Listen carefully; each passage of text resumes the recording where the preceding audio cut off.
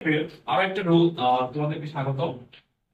হচ্ছে যদি অ্যাসার্টিভ বাক্যে এভরি থাকে, এভরি যদি অ্যাসার্টিভ বাক্যে থাকে তাহলে দুইটা ওয়েতে ইন্টারোগেটিভ করা যায়। তার প্রথম ওয়ে আমরা দেখি, প্রথম ওয়ে বা এক নাম্বার টাইপ আমরা বলছি এভরি যদি কারোর সাথে যুক্ত না থাকে, অর্থাৎ এভরি বাক্যের সাবজেক্ট হিসেবে ব্যবহৃত হয়, এভরি বাক্যে একমাত্র শব্দ হয়।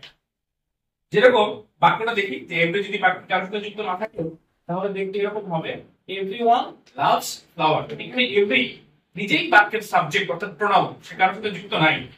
তো এইরকম বাক্য যদি আমরা পাই তাকে ইন্টারোগেটিভ কিভাবে করব, তার গঠন হচ্ছে এভরিওয়ানের পরিবর্তে আমরা হু নিয়ে আসবো। কি নিয়ে আসবো? হু। এরপরে বাক্যের টেন্স অনুযায়ী আমরা একটা অক্সিলারি ভার্ব আনবো।